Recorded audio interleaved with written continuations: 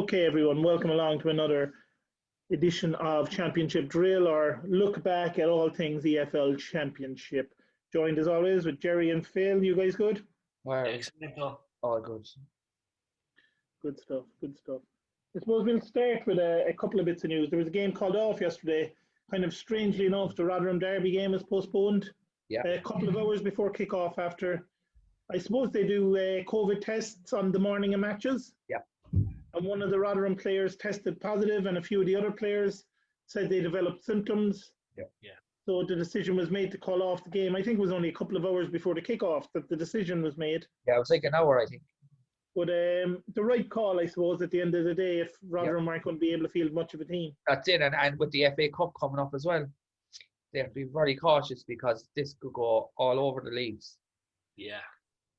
So that's and that would have been a big game as well down at the bottom of the division. So it's an interesting one when that's going to be played again. It's going to be a big game for both clubs. Yeah. It's probably a midweek game they don't want. Yeah, exactly. And I suppose the other big news came out after the games yesterday was for about the 500th time in the last 10 years, Watford sacked their manager. Can't understand it, lads. Like, you know what I mean? They're actually quite high up in the table. Like, you know, obviously Huddersfield beat them, but they're fifth, yeah. That's an absolute joke. And something says to me there's something going on there in that club. Obviously high up, but you just wonder what the players are saying. I think this manager was in trouble because of the away performances. The away form wasn't great. They've won. Their home form has been brilliant, though. They've won, I think, 20 games played now. They've won 9 of them. They've drawn 7 and they've lost 4. Yeah. Now, when we get to the matches, the goals are absolutely comical. They were poor, 2 goals. And also, yesterday, Troy Deeney was on the bench and didn't come on. And after the match, they were saying it was for discipline reasons. And then the manager gets sacked after the game. So that just goes to show that no player in a club should have more power than a manager. Like, it wouldn't surprise me if Troy takes over as assistant for a few weeks. Yeah. There's something obviously not right there because he's been in great form. He scored in the last 3 games. They said it was a discipline issue, but they didn't say what. Now, a discipline issue could be anything from having to go with the manager in training to showing up late for training. Yeah. You know, it could be any reason. Like that, is that like 10 managers in 3 years? Yeah, it's crazy. Yeah, they're huge club, like. But I was delighted to see him go down when they sacked Nigel Pearson, and then obviously the new guy comes in, and obviously there was a lot of kind of unsettled issues there because players were on the brink of leave, and then they were trying to keep players and stuff. I think he's done a fantastic job. That championship is solid, and to sack him and to hear on the rumour mill on Twitter that there's players involved in the sacking. That's what's doing the rounds at the moment. Like, there's players involved. When I watched, that's atrocious to have that in the game today. When I watched that match yesterday and I see the highlight, I could see there was something wrong because those goals were absolutely shocking goals to give away. Like you wouldn't see it anywhere. Like, no, I mean they were comical. You nearly gave it deliberate, lads. Yeah, I looked it. The second one especially looked really bad. The second one was horrific. Did the team just fold and say, look, we want you out the fecking door? Like, but is anyone going to want to take the Watford job when you know you're probably going to be given 6 months? It's going to be someone like Harry Redknapp. You know, because you know you're there for 6 months and you're probably going to be sacked again. Yeah. No, but it is going to be someone like that, but I don't think it'll be him. I think Redknapp, did Redknapp manage Watford back in the day? No, I don't know. He could well have done. He's managed just about everybody in that part of the country. Yeah. The thing is, they need someone, but like, it's hard because who's going to go there knowing they might get sacked in 6 months? They'll bring back Flores again. Yeah, they might do. That's the issue they're going to have. That's the issue Watford are going to have is, like, what manager is going to go there and know he's going to be sacked and then have that sacking on his record? Yeah. There's something seriously wrong. Like, the Twitter mill lads, obviously the fans know stuff. Yeah. And for players to get a manager sacked, that's what it looks like. I'm not stating the obvious. Yeah. But that's what it looks like. That's what it looks like. Their heads were gone yesterday anyway, definitely. Yeah, and you could see that. Yeah. And when someone as influential as Deeney is sitting on the bench for discipline reasons, there's obviously something not right in that dressing room somewhere. But Steve, a professional, no matter what, a professional should not be doing stuff like that. Troy Deeney is a legend at the club, right? Yeah. Don't be one of these fellas that are sulking or, has a go at the manager. Like, do it away from everyone and do it in a proper manner. Like, he's on a great salary. Yeah. You know what I mean? I understand players will challenge managers, but like, he's a professional, right? He's well established. Don't make the scene. It seems to me that Deeney's involved in this sacking. Yeah. He's a pro. Like, you don't have to do it. Like, it's, you know what I mean? It's similar to a Pogba. Like, the agent comes out, blah blah blah. He wants to leave. Like, you know for a fact, if Fergie was there, Fergie would drive him to Madrid himself. Yeah. The same thing happened with Jamie Vardy at Leicester. Yeah. That's it. I'm going to have a quick look there at the odds at the minute. Okay. Can you imagine the names? Is up there as one of the favourites. Who's that?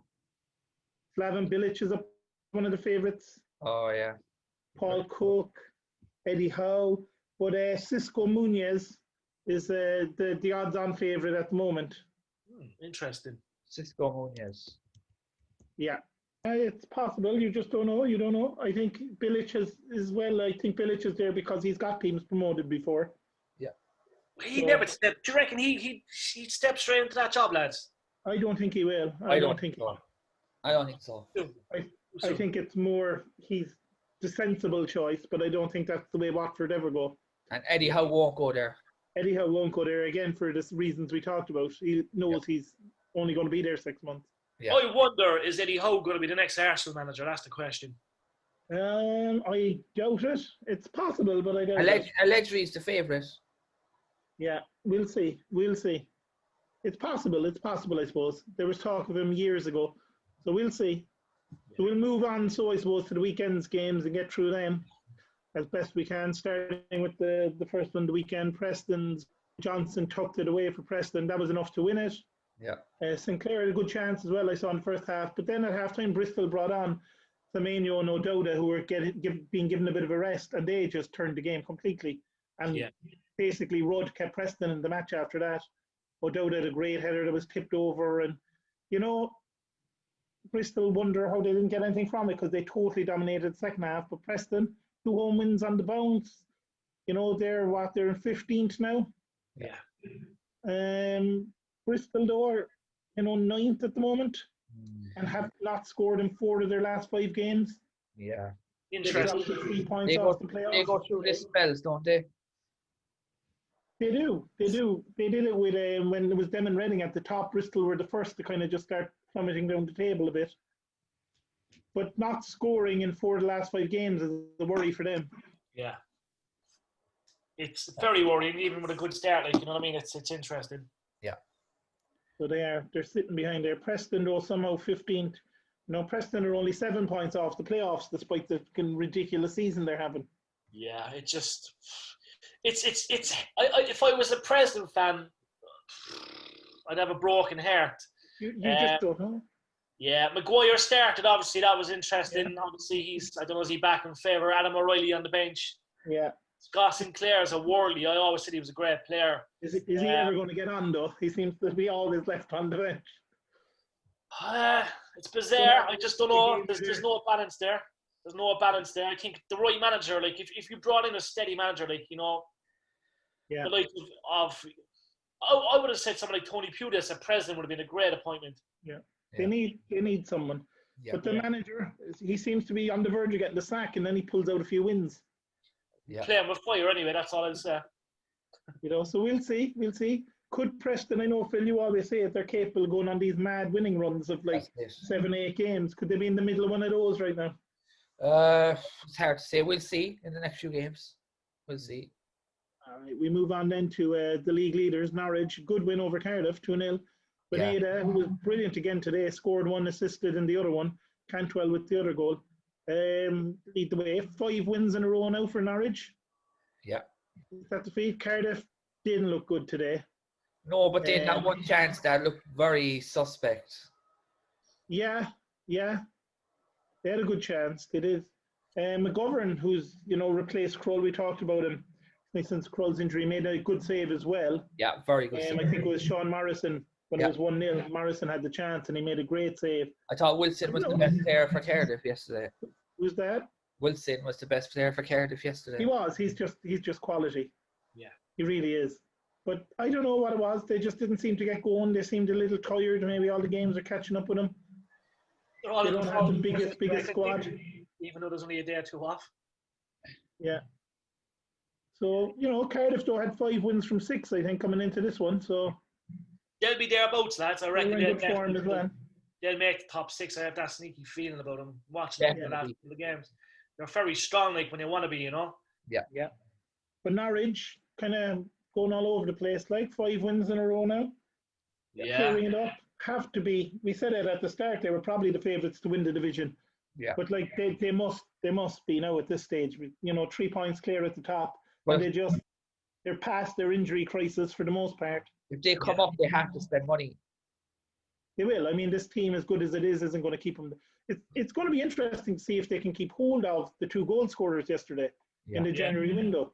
Yeah. I mean, Bunedia is that kind of creative midfielder that every team that West Brom needs. Yeah, and Cantwell as well. Who's suddenly, since he's come back into the side, he's had a little niggle early in the season, has been brilliant the last 4 or 5 games as well. So, be interesting for Norwich to see can they keep hold of their players in January. But I imagine being top of the championship will help the players, especially when it's talk of going to like a West Brom where they're thinking, do I really want to go and be relegated? Yeah. Or do I want to get promoted with Norwich? So we've seen it backfire many players over the years, like. Yeah. And that's it. I mean, I suppose the ideal scenario in that case is like a 6-month loan deal or whatever it might be. A good move in that sense when he went to West Ham, Yeah. I mean, we'll talk now about the strangest game, I think, of the weekend, because it seems like it was really one-sided and it wasn't. It's Birmingham 1, Middlesbrough 4. Oh, yeah. Like, Birmingham were the best team early on. Hogan, had a great chance. He had a couple of good chances. But one early on that he should have scored from. Yeah. Then Maxime Collins' first goal in 14 months. Then Hogan was clean through again and he kind of hit it straight at the keeper's legs. Yeah. I don't know, then 2 goals. Borough are on the up. They're definitely on the up. Like, they're they're scoring goals. Like, we spoke for weeks about Borough needing strikers and this and that. Like, and they're definitely on the mend. Like, I know Glenn Durrant, their player, is always rooting for him, and he's very vocal on Facebook. But they really look like a good side. Like, you know what I mean? And it'll be the final, perhaps the final chapter to a great career for Mr. Warnock. Yeah. It could well be. I mean, but you look at the game, and it wasn't a 4-1 game. Birmingham had a lot of good chances, but then the goals they conceded were ridiculous. You 2 goals. The first 2 were good goals. The Sambalanga, good finish when he went through, and Stavel, who got a nice flick at the front post from a good cross. But the next 2 goals were ridiculous. I mean, they had young Etheridge on goal, and young keepers, I suppose, have to make mistakes. Yeah. But the 3rd goal was absolutely ridiculous. It looked like that. He looked like he came up with his fist. I don't know what it's like he tried to catch the ball and the ball just went through his hands. I don't know what he was doing.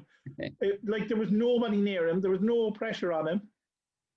It was like a simple catch to make, and he just, and that seemed to get in his head because the 4th goal was hit straight at him as well, and he just didn't manage to keep that out either.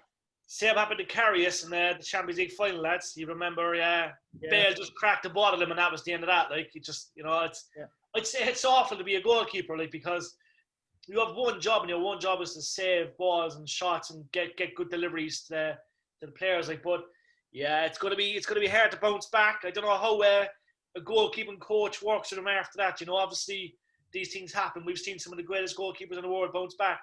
The likes of Buffon, Schmeichel. Even David Seaman, but like it's yeah. I mean, he is very young. I think he's is he 19 years old, Etheridge? Yeah. 19.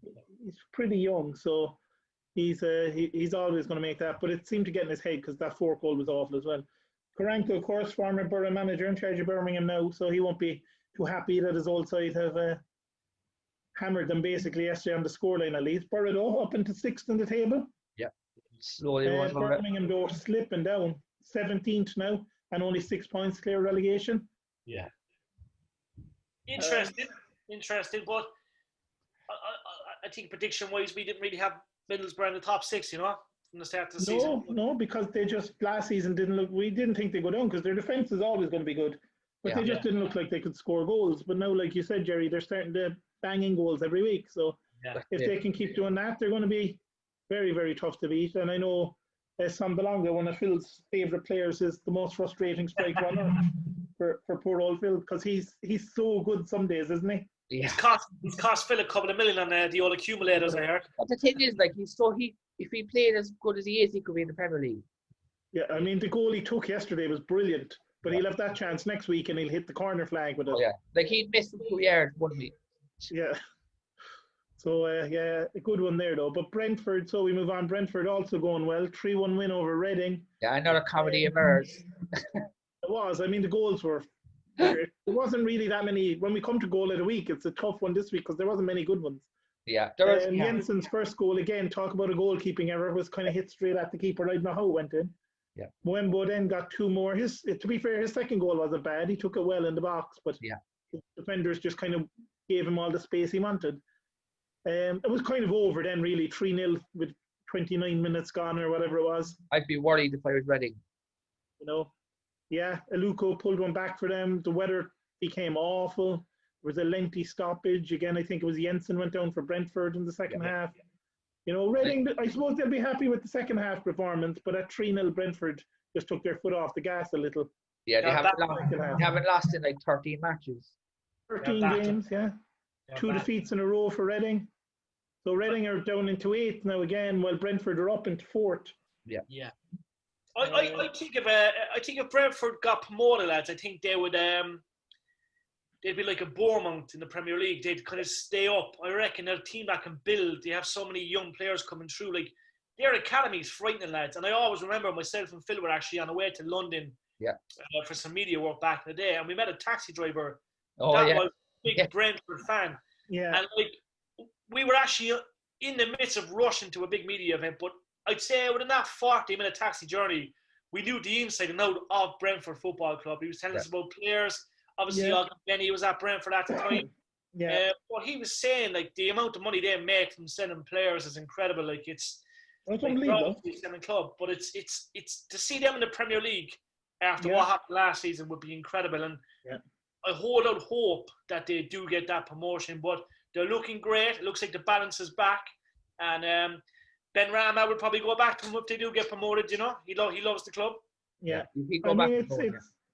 it's an interesting one. Like you said, they're built for the Premier League, new stadium and everything. Yeah, I mean, that's got to be their goal. But the longer they don't get promoted, the tougher it's going to be, probably. I can see Tony being very good in the Premier League.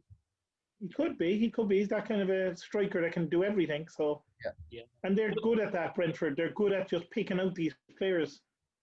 That nobody else seems to go for, which is strange. I suppose Tony scored a lot of goals last season, but people were probably saying, well, it was in League One for a good side. So for the first time ever, we're seeing players go into the Premier League and score. And obviously, Pookie could have done it like for half the season last year, but the likes of, you know, Watkins at Villa, and then you have obviously Bamford at Leeds. Like, I to be honest, when I look at Bamford, I didn't really think he was going to score goals. But he is scoring goals. You know what I mean? And I don't know if it's down to the whole crowds not being there or whatever, but it's now is the time for the underdogs and them strikers that have that question mark to shine. And we're seeing a lot more of them from the Championship now go into the Premier League and actually maintain that form. Absolutely. We'll move on into the game we talked about briefly earlier when it comes to Watford. They got the manager sacked. 2 horrible mistakes, really. Ben Foster, his clearance was closed down. Couldn't really call it much of a clearance, really. It was like Man United the other night. It was so bad. Is Ben Foster in his late 30s? He's around 38, is he? 40, He's nearly 40. But like, Kakue's one then, I know, he just sliced it into his own net trying to clear it. But even when it went in, he just didn't seem to care. No, it was like, one of those days, I suppose. Campbell scored, obviously, from the Foster mistake, and then we had the OG. Garner, Cleverly, Gray all had good chances for Watford, but didn't take them. Their heads were gone. They weren't playing right at all. I mean, they pushed a bit in the second half, Watford, but they didn't really create too many clear-cut chances. No. Like you said, they weren't playing for the manager. They weren't playing for that manager. There's no doubt about it. And I know God forbid we can get an email from someone saying, he's right or wrong. But I'm telling you, they were not playing for the manager. Oh, I agree with you completely. Yeah. And that's a fact. Twitter is a small world, lads, but it opens up everything. Like I'm telling you, they were not playing. There's something seriously went on that day or the day before where they decided that, look, we ain't playing for the manager. Like. Yeah. And it might be one of those, who knows, where players were told before the manager that, look, this guy's gone after the game today. Yeah. Yeah. You wouldn't know with that board, they're capable of anything. Yeah. I reckon something went down Friday morning in training. Yeah. Yeah. If Troy Deeney can walk into a boardroom and speak to someone that's not the manager and say, you know what I mean, the gaffer's doing this, the gaffer's doing that. Now, I'm only speculating what I've seen from numerous reports and stuff on Twitter, but if Troy Deeney can walk past the manager's office, go into a boardroom, speak to the chairman, speak to whoever, and obviously express things, but in a sense that the manager's going to get the sack, it's not right. Now, who knows? Maybe the manager did something that was completely off balance. I mean, maybe there's a reason he did get sacked. Yeah. For me, it looks like the players didn't like the manager. There was some disagreement along the way, and it's crazy. I just don't like it in football one bit. No. I mean, Watford now slipped to 5th, Huddersfield are 12th. And as a stat, because I like the stats, this was the 15th time Watford have played Huddersfield at that ground, and they've never kept a clean sheet. That's bizarre. Huddersfield. And they kind of gave away the 2 goals yesterday. Yeah, bizarre. Move on then to 0-0 yesterday. There's always one, isn't there? I know we've said it, Luton are tough to beat at home. And Bournemouth, look, they dominated everything. In terms of possession, they had more chances, but they never really created much. Luton were just so well organised. And to be fair, Hilton's should have scored. Begovic made a great save there. And then there was a wonderful cross put in that Hilton and Collins both kind of went for, but it was just out of their reach. Yeah. So I don't know, maybe Bournemouth will see it as a good point come the end of the season. I think into 14th, but the 9th goal this season, Luton have failed to score in. And it seems like Collins got a hat-trick the other week, but it seems like when he's not scoring goals, Luton don't seem to score goals. Yeah, the thing is, Bournemouth just looked tired, to be honest. Yeah. Solanke just didn't look as sharp as he always is. Yeah, they're tired. They're tired, but I think you have to give credit to Luton as well. Like, they're so hard to beat at home. Yeah. And Bournemouth, they're still second in the table, but they're 5 points behind Norwich now after the draw. Yeah. But Luton, on a normal Saturday, they'd beat them 3 or 4-0 easily. Yeah. Collins is a gem. I think Collins for Luton, obviously, up front, is the man that would keep them thereabouts top 12, 13. But, as you said, Phil, Solanke did look tired. I don't know, is it the case they're tucking into the biscuits watching the darts at home or what? But it's a grueling season, probably one of the most grueling leagues in all of world football. But 46 games. And they're playing constantly, lads. They're training 4 or 5 days a week. They're playing games. Now, don't get me wrong, they get paid well to do it, but the body can only take so much. And we're not seeing a lot of these players in that Bournemouth team being dropped.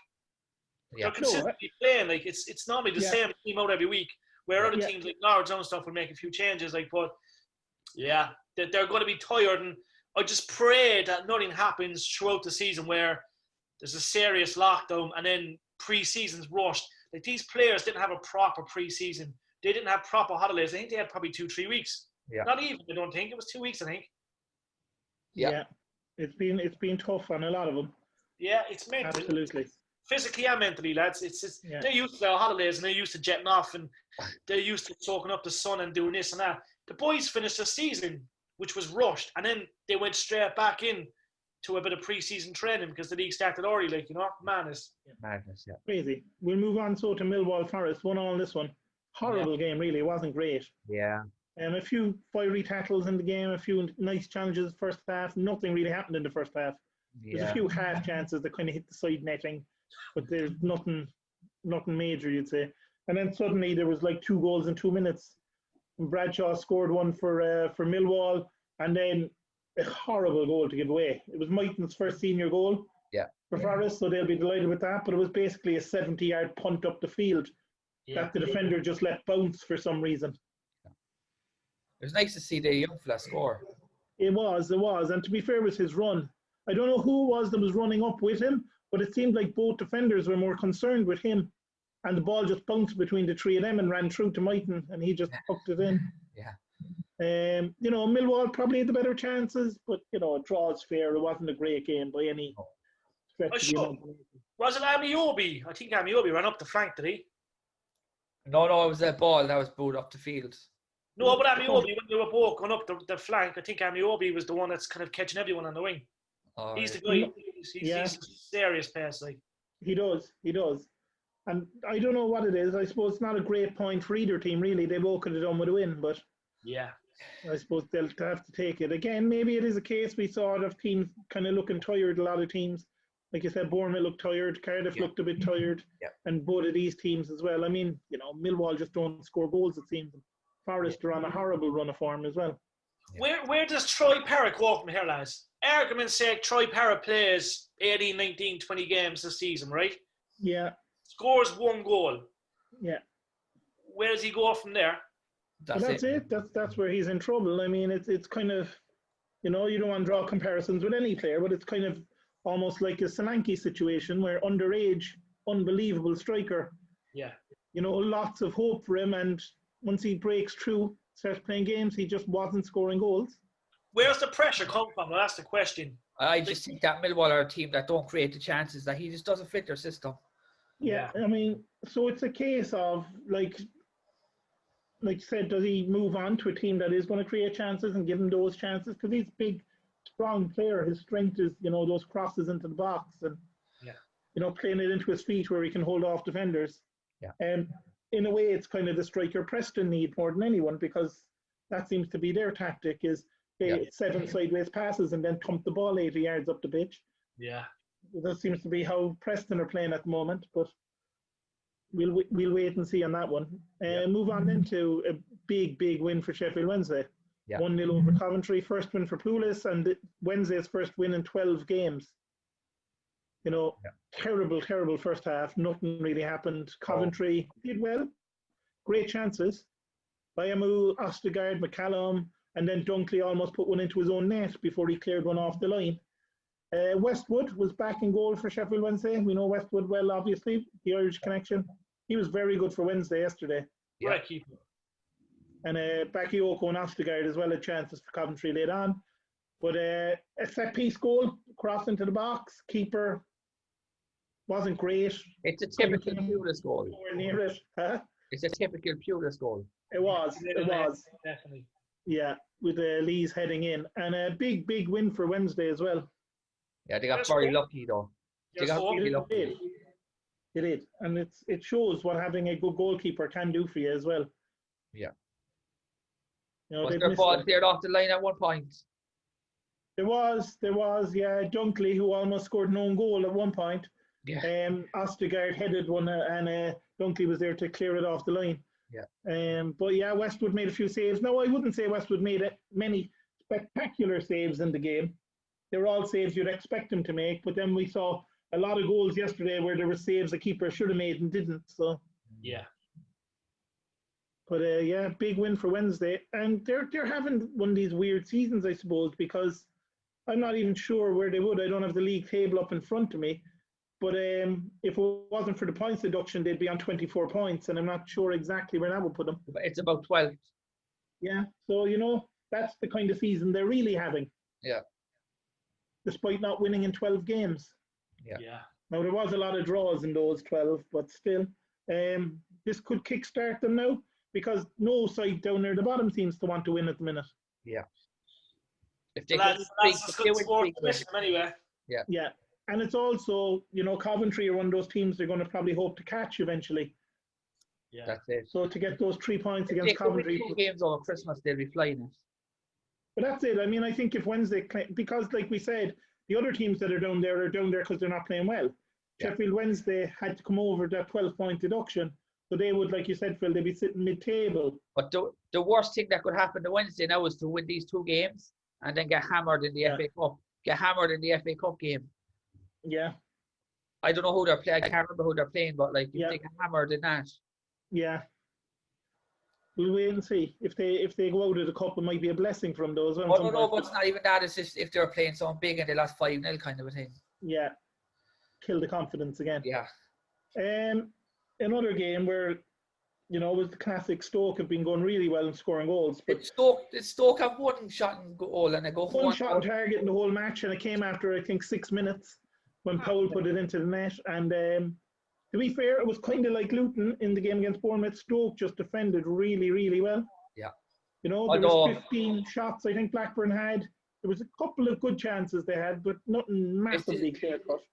Was there like at one point the ball was like an inch from going over the line? It was very close. They had a few good chances, Blackburn, but not they had a definite penalty claim. Yeah, they did, and they're not given, and that's just the way it's gone in the Championship this year. There's been, I know Jerry keeps on about Harvey Elliott has been a star again. He was, but Stoke kept him quiet yesterday as much as possible. Yeah. Very impressed with how Stoke played. They were so well organised. I reckon next season we'll see him on loan in the Premier League. Possibly. It's been unfortunate for him that his Liverpool team is so good, lads. They have half their team out there still top of the league. Madness. Yeah. I mean, Stoke are, they're flying it. I mean, they're just outside the playoffs. But where are they, 8, is it? Something like that. They're 7th or 8. I think there's a couple of teams there grouped on the same amount of points. Yeah. I'd love to see Stoke go up. I love the philosophy of Michael O'Neill. I remember him out in Torres Cross. I think he was the manager of Shamrock Rovers. Yeah. And I always remember the banter on the sideline with him and John Caulfield. Just a great guy, and he's proven any critics he ever had wrong. Like, he done a fabulous job in Northern Ireland. He's come to Stoke, who were bottom of the Championship when he came in, and a Stoke side I know have been in the Championship for about 7-8 years, maybe. Yeah, something like that. And he's definitely building something there. If they don't go up this season, you could be sure they'll be very close the season after as well. But Stoke belong in the Premier League, great club. Huge part of the UK, and I think his philosophy and the way he selects teams and stuff, and the way he stays composed, and he's not over the top, and you know what I mean. He just stays calm. It's essential to that Stoke team. I love him. I really do. If they did come up next season, they'd be really in trouble because they have no forwards. Yeah, they're the same kind of a thing. They've scored a few goals this season in some games, but 1-0 to Stoke seems to be their favourite result. Yeah. But they defend well. It's the way to do it. And move on then to another game that was a bit ridiculous. Yeah. Swansea 2, Barnsley 0. Lowe gave Swansea the lead after 76 seconds. Yeah. And after that, I think each side had one shot on target. Why was the pitch so bad? It was awful, wasn't it? It cut up really bad. I don't know. It looked like one of those old school Sunday league games. Yeah, do they share their ground with a rugby team? They must do. Because the pitch was horrific. I mean, you couldn't play football on it. No. I mean, they got another goal then, a second one through an own goal, which was a bit ridiculous. I know the Barnsley manager was giving out that Swansea played anti-football, but you couldn't play football on that pitch. I mean, Barnsley. If Big McCarthy was there, he'd be getting flashbacks to Saipan. Yeah. I mean, it was awful. The pitch was terrible. So it's a good win for Swansea, I suppose. But the game nothing happened in the match. Absolutely nothing, other than the 2 goals, really. Swansea up to 3rd. They're doing well. They have great defence. They've only conceded 12 goals this season, and I suppose no one talks about their defence because they're so good going forward. Yeah. And Barnsley sitting in 13th after having a good December so far, other than the loss there. I think they've won 4 games. Barnsley will take that. Yeah. And I mean, that's the way it's going. So Swansea doing well. Barnsley, no, it's just you couldn't play football on that pitch. It was ridiculous. No. Move on then to another draw, which was kind of a game of 2 halves here, really. Wickham drawing with QPR. QPR, an own goal. McCarthy gave them the lead. And then, there was a lot of chances in that first half, really, for QPR. Dickey, Cameron, good efforts that were saved by Alsop in the goal. And, right in half-time, Wheeler nearly got one for Wickham. But in the second half, Wycombe were very, very good. Daryl Horgan was outstanding yesterday. Couple of things, like he had a shot that was kind of well saved, rebounded out to Cashkit, and Cashkit really should have scored from the header, diving header, but he had an open goal. Yeah. And he put it over. Horgan then broke through another time and kind of went for the near post and hit the side netting when, if he'd have squared it, Akinfenwa basically had a tap in. Yeah. But in the end, anyway, it was 19-year-old Mahemti, or whatever, however they're saying his name, got the equaliser for Wycombe. And I don't know, Wycombe dropped to the bottom of the table despite the point. But they were robbed. There was a definite penalty show. Again, it's a controversy strike. I mean, you talk about a team with no luck. Yeah. I mean, I don't know how their manager is so upbeat every week, because every week something bad happens to him. After the game this week, he was raging at the officials. Yeah, they should have won the game. I mean, they dominated the second half. Yeah. QPR then will probably feel they should have been 2 or 3 up at half time. So that's it. But Wycombe missed a great chance in the opening 2 minutes. They did. It's just a strange one. I suppose another late equaliser for Wycombe, so they keep going. Yeah, another mistake though. The keeper wasn't good. He should save that. Yeah. And Daryl Horgan, like you said, is another bright spot for them. He was very good yesterday. Yeah. I love him. Even though he left Cork City and broke our heart. But look, he's serious. And I said at the start of the season as that his agent got him a great move back to the Championship, because he was in Scotland. But like, he's proved to be a really top Championship player this season, and he's really shined at Wycombe, definitely. Yeah, he's been very, very good. So so that's kind of the rundown of the weekend games. No midweek games this week. All the games will take place on December. There's League Cup in there this week. What's that? There's League Cup this week. There's League Cup games, well, the quarterfinals or whatever. But it's probably a good thing, given how tired some of these teams were, that they basically have a week off. Yeah. And obviously they've got Christmas right before they play their next matches. So and hopefully no more COVID cases. Hopefully no more. Yeah, exactly. So what about your goal of the week? It's tough one this week. I'm going to say goal was the best goal of the week. Yeah. I'm going to say the Stoke goal. Stoke goal was a nice one. Bullet header. Yeah. It wasn't bad. It's really hard to pick one. I'll give it to maybe Mwembo's second goal, because he turned with his back to goal. But to be fair, there were 4 defenders who just looked at him doing it and then closed him down. Yeah. So I'll give it to him, even though, it wasn't many great goals. I'm going to honestly go for that own goal. That was the best for me, I think. Yeah, just for the hilarity factor. Yeah. What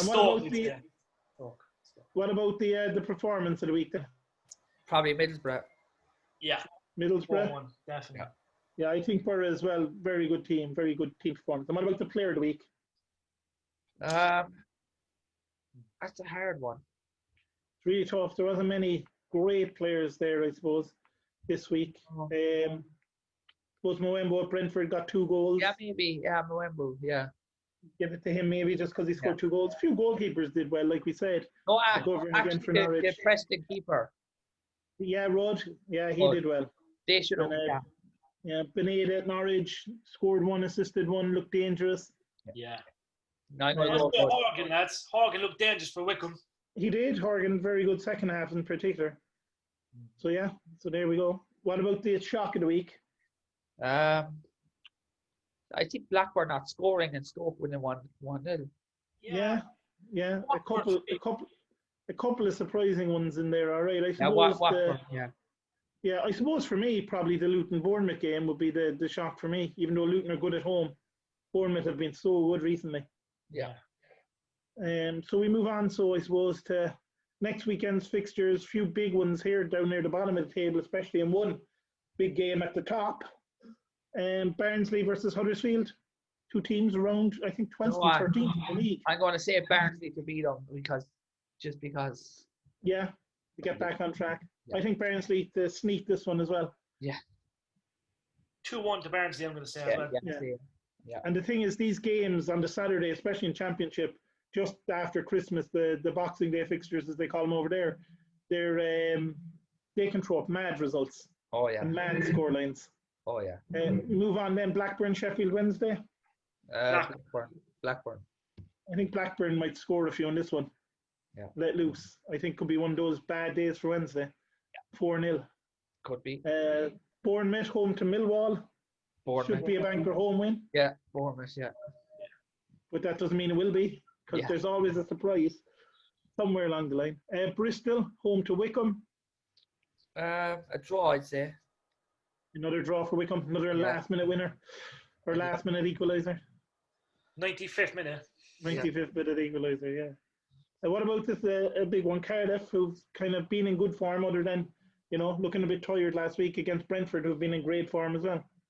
Brentford 3-1. Yeah. But the thing about this is that the thing about these results is what Steve said, they have a week off, so it won't be as chaotic, I don't think. No, the players will have a chance to rest, but at the same time, they'll also have Christmas Day at home, probably. Yeah. So you never know. Well, they might have to go training, you never know. Yeah, they probably will on the Friday morning. Yeah. And then for their Christmas dinner, too much sherry trifle, then they could be in trouble.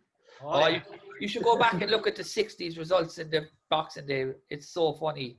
Oh, yeah, well, the players were showing up drunk, I'd say, to those games. Like 8-7 and 6-0 and... Yeah. I'd say you had players that were still drunk playing those games. They were leaving up good hopefully. Coventry, Stoke. You know what? I don't say Coventry. Yeah.